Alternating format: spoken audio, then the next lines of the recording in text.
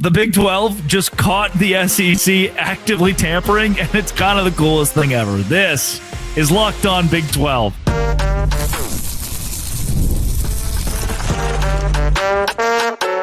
You are Locked On Big 12, your daily podcast on the Big 12 Conference. Part of the Locked On Podcast Network, your team every day. Happy Monday, everybody. Welcome into Locked On Big 12. I'm Drake Toll from America's #1 Big 12 podcast, Locked On Big 12. Thank you for making this show your first listen every single day. That is the biggest BYU hater I know, Cameron Stewart. The reason he's joining the show is he thinks that Keelan Marion is headed to Baylor. We'll get to that later on. We will start with Rocco Beck, Josh Hoover, Sawyer Robertson, even Jake Retzlaff. They all said no to the SEC and their tampering scheme over in Knoxville. Then we'll get to one Big Ten coach who used to be in the Big 12, made a fool of himself, spewing about how this conference isn't any good. What an idiot. If you hit subscribe, we get to keep our jobs. Let's open it up here. Rocco Beck, instead of going to Tennessee, actually donated Xboxes to a hospital in Ames, Iowa, utilizing his NIL money from Iowa State. Josh Hoover, reports have come out, was courted by Tennessee and said, nah, I'm going to stay in Fort Worth. Sawyer Robertson, still a Baylor Bear. Jake Retzlaff, still at BYU. The gamut of quarterbacks that we heard, Avery Johnson included in that Tennessee was going after, tampering through the Big 12 to gain, they all are like, actually, no, that's not what we want to do. Actually, okay.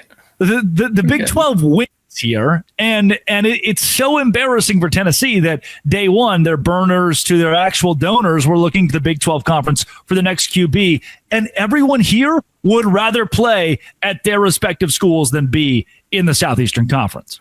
And yet today you will hear, we didn't want those guys. Big 12 sucks. Big 12 sucks anyway. We don't want that. There's a backup quarterback at Utah State who we've wanted the whole time. That's exactly what it's going to be. There are literally, some of them are out there like, yeah, we'll take Rocco to be our number 3. And I'm like, that's going to happen. I think that is really going to happen.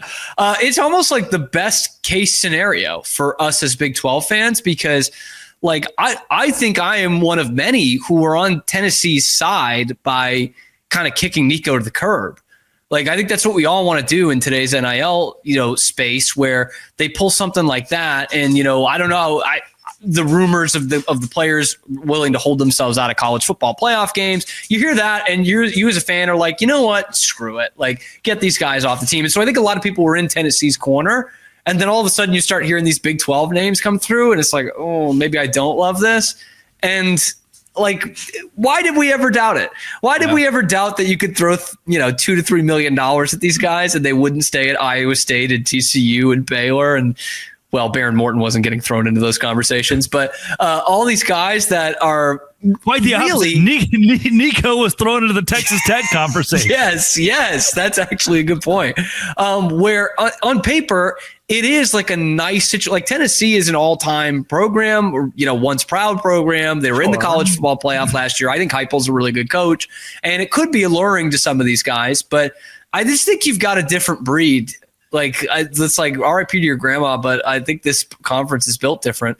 I didn't mean that so close to home, Drake. But Rocco Beck, like, he loves being at Iowa State. Josh Hoover, like, big God Squad guy, staying at TCU so he can help those heathens up there. Sawyer Robertson buys Yeti coolers for all his teammates. Like, I know there is, like, people say there's no loyalty in college football anymore. And of course there's less than ever, but this kind of thing, these kind of stories don't get blown up. And so that's why you don't think that there's any loyalty in college football. But like, for Sawyer Robertson and Sam Leavitt and Josh Hoover and Rocco Becht, there absolutely still is.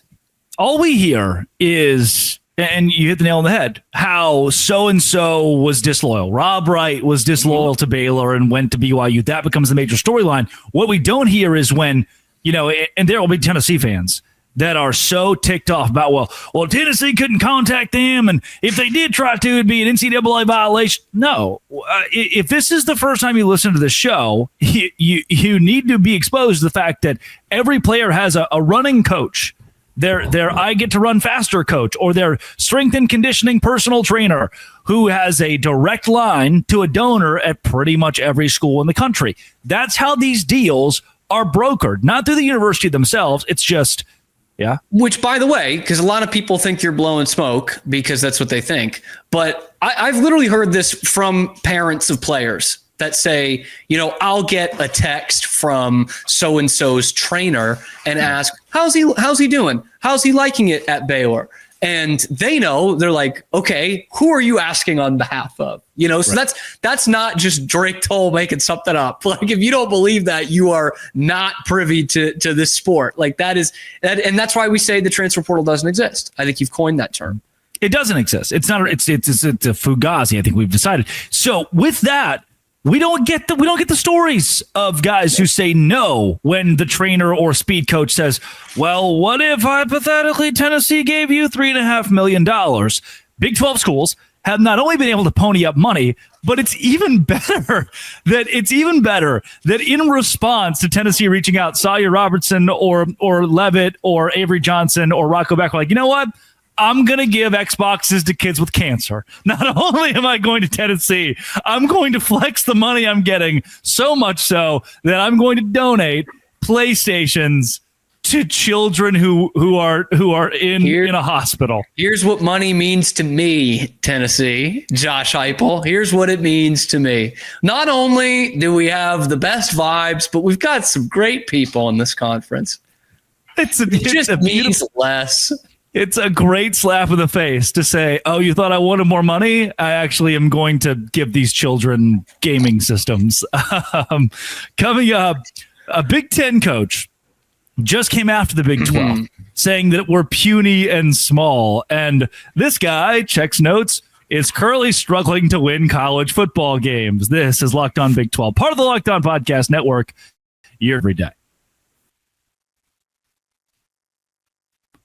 Today's show is brought to you by Supply House. Why is it brought to you by Supply House? It's because I just bought a house a couple of months ago, and it's a bit of a fixer-upper. So where do I go to get all my fixer-upper-ish stuff? Supply House. And I save a ton of money. Plumbing, electric, HVAC. I want to have a recess light in the kitchen. Supply House.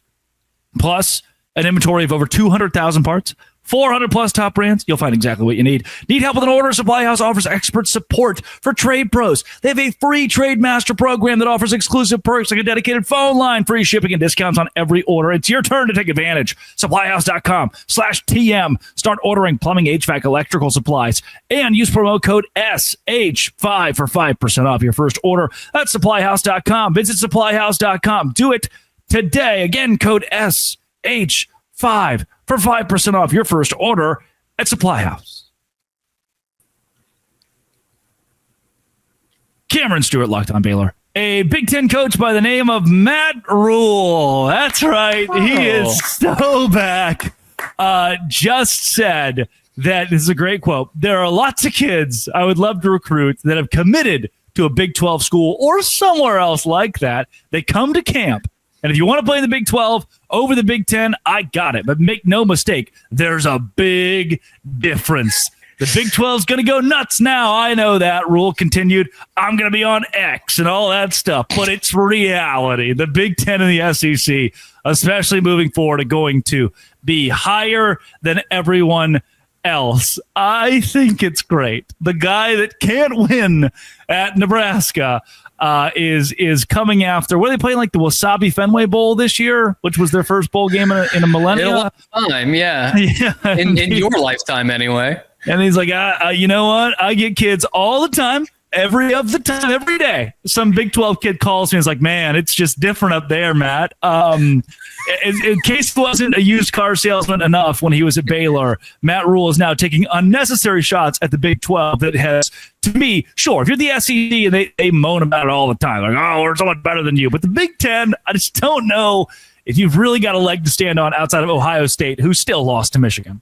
Right. And this is like, I love my analogies. This is like Matthew McConaughey in Dazed and Confused, but he's striking out with the high school girls. And he's like, fine, just keep dating high schoolers. It won't be the same as me, loser who's an adult. That's what it's like comparing Nebraska to saying, yeah, sure, go to anywhere in the Big 12. Like it's just, by the way, 3-6 in the Big 10 last year for Matt Rule, which is the best Nebraska season in a decade. So I like Matt Rule. I'm not one of those Baylor fans that hates him, but I see this and I'm like, really? because like you got $10 million a year to run the Carolina Panthers into the ground because of the Big 12. Okay, because you coached in the Big 12, a conference that you also couldn't win. You didn't beat a ranked team in that conference. So it must be really, really good and so underserved that they're not even getting rankings for all these great teams that beat you, Matt.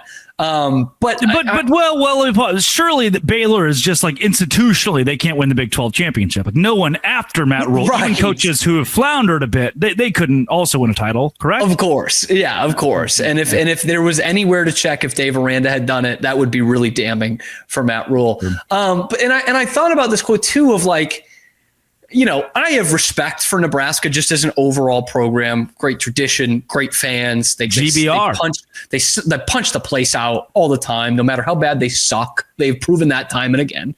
But like, what would compel a kid to go to Nebraska right now rather than Kansas State or Iowa State or these truck stops that everyone thinks of in the Big 12? Like, what is better about finishing in the bottom half of the Big 10, which is a 2-team league, versus competing for a championship in the Big 12, which is has the most parity of any of the major conferences? Like I don't understand. There's nothing that Nebraska, like we've caught up to Nebraska in strength and conditioning. Okay. And then they outlawed steroids and it got way better for everyone else. And we kind of caught up to that.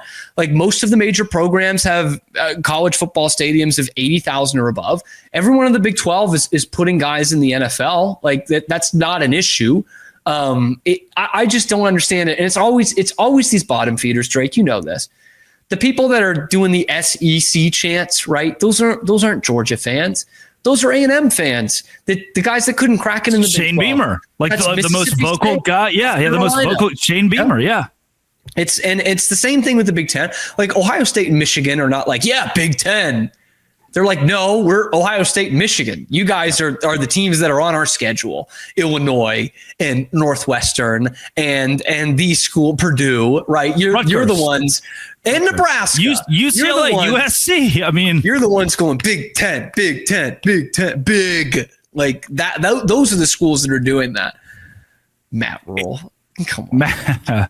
Matt gets to stay in the Big 12 news cycle here. Man, on X. I'm going to be on X. Somebody's going to tweet this out, aren't they? They're going to post about this when I say it. But the Big exactly 12 what he wants. They're going to talk about it, and it's going to be a headline. Sure, it could be a gemstone. He's got. That's good. Him and who's the Arkansas coach that drove the program into the ground? Who was it? Chad Morris. Chad Morris. Which one, man? Would have been a great Jesse Gemstone. Just right down. Does Dabo have to be the dad? Yeah, he's got to be an Eli. He's won. I haven't seen the show. I just know generally. We have established, I think, in modern college football that Omaha's not that cool. Like used to, it was. Yeah, I want to go play for Nebraska because they've got Tom Osborne and they're a powerhouse. It's Lincoln. But now, is it Lincoln? Yeah. Omaha is the same thing. It's the Omaha Metro, if you will, which is just an even crazier thing to say. Omaha Jason. Yeah. Given the opportunity to play for $2 million in Orlando or $2 million against Rutgers, Illinois, and Washington every year, I think that there are kids who are going to side against going to Lincoln and playing in Nebraska. But Matt Rule still feels the need to talk that talk. Yeah, again, I hate when you make good points. It's so rare, but you've done Worst it twice person now. Makes a great point.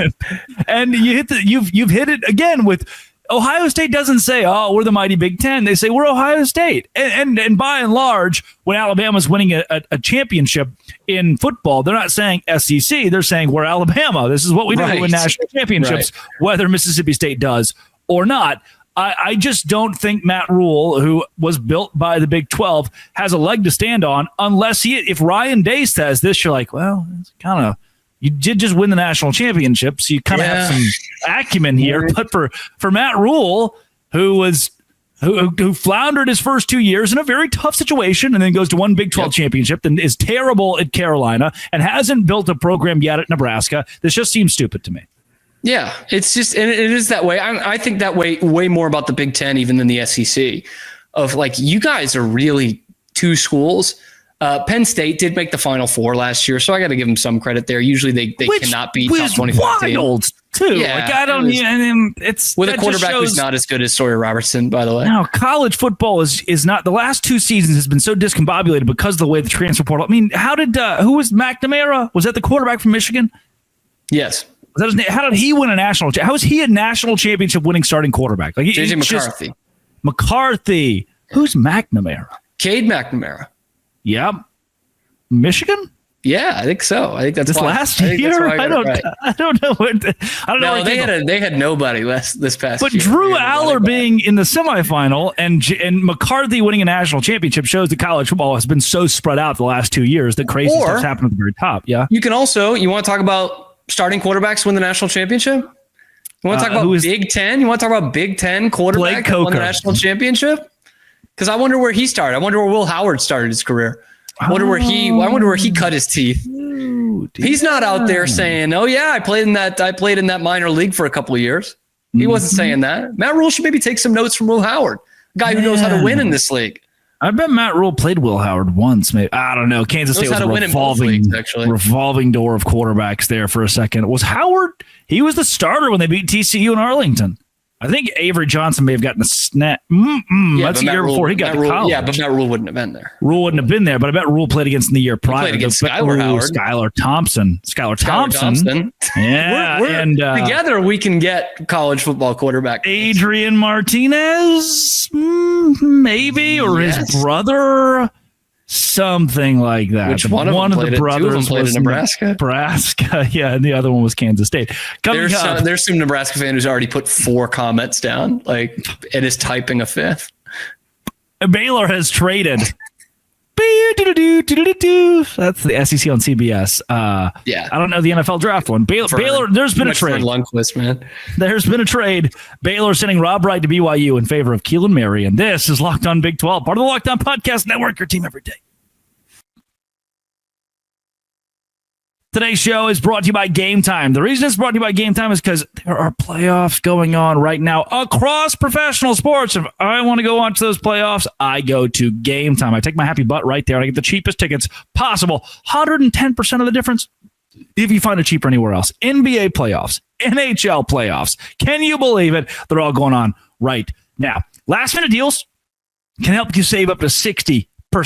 Buying last minute for sports, concerts, comedy, theater, all-in pricing means no surprise fees at checkout. Take the guesswork out of buying tickets with Game Time. Use code LOCKEDONCollege for $20 off your first purchase. Terms apply. Again, create an account. Redeem code LOCKEDONCollege for $20 off. Download Game Time today. Last minute tickets, lowest prices guaranteed.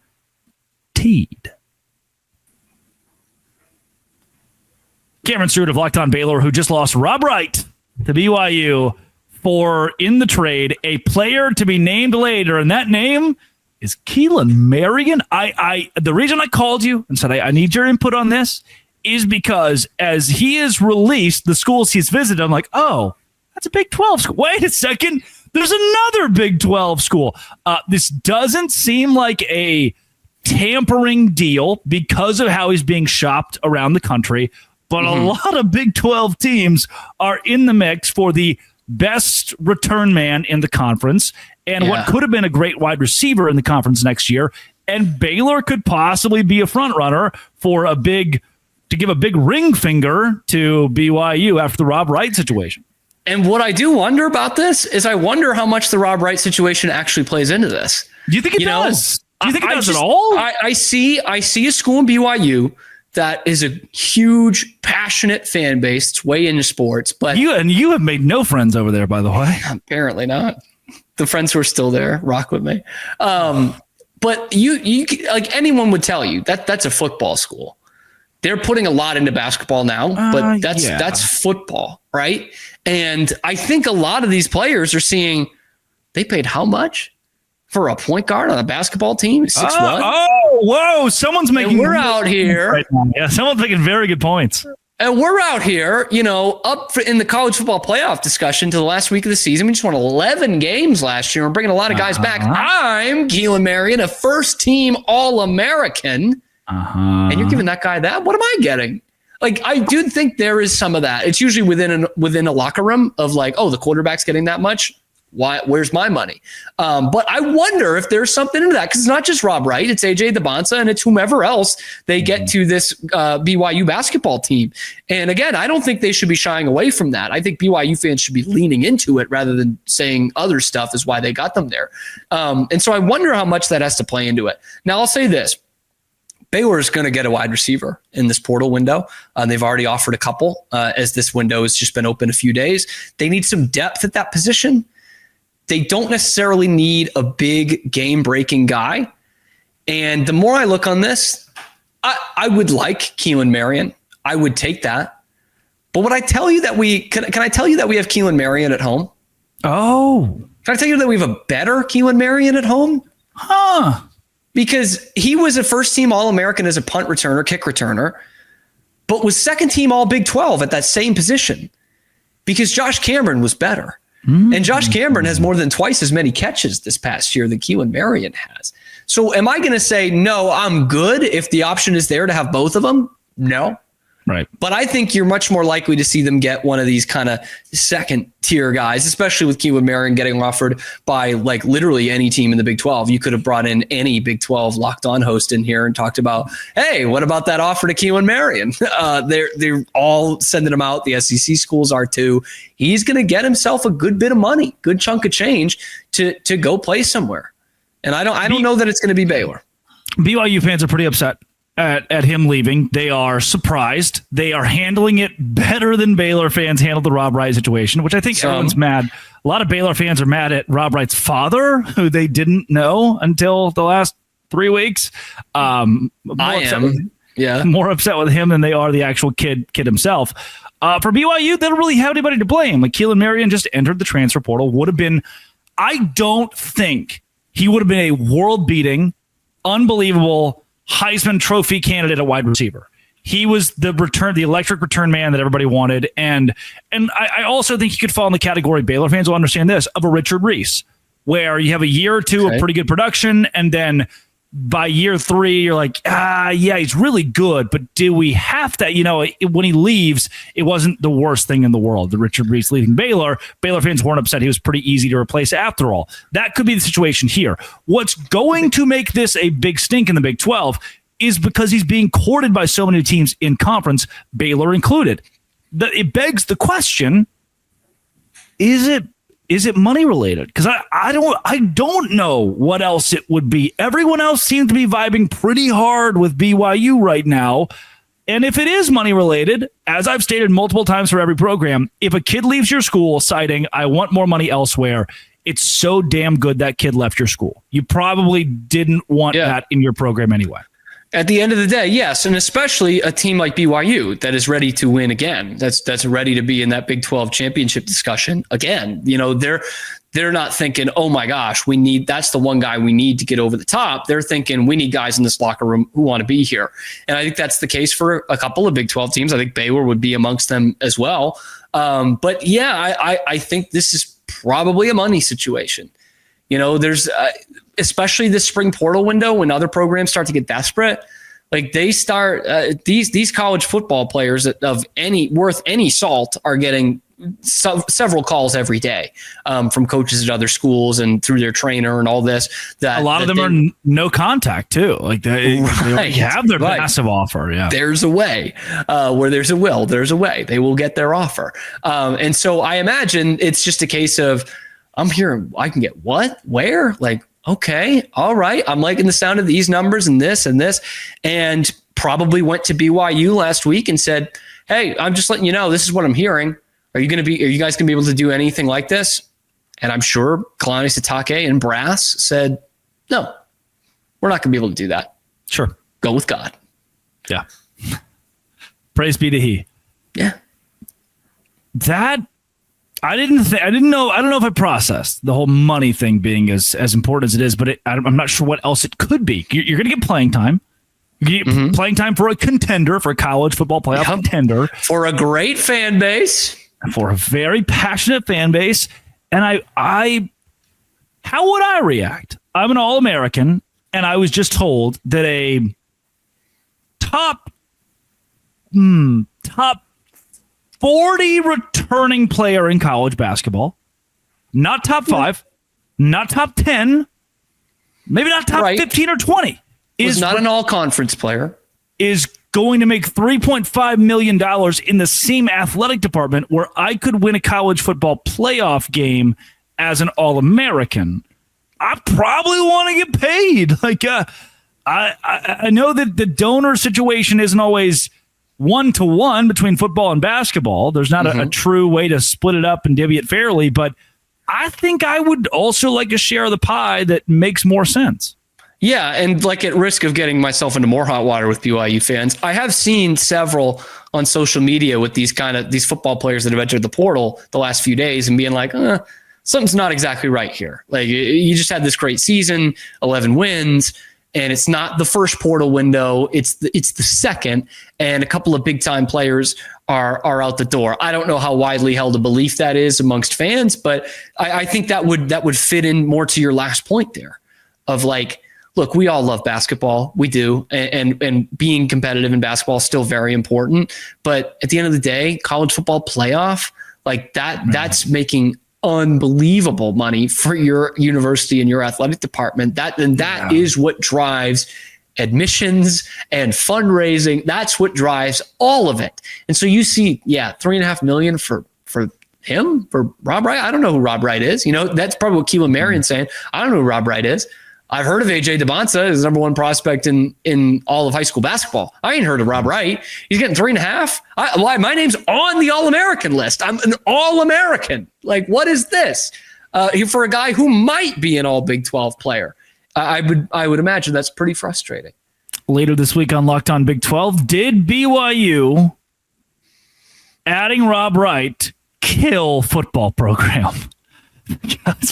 If I'm a starter and I'm making less than Rob Wright, I'm probably not very happy about that. That's Cameron Stewart of Locked On Baylor. This has been It Always Will Be. Come back tomorrow for more sports, or come back on Thursday to see the squad show. Locked On. Thanks for making it your first listen every single day. Dose Grande.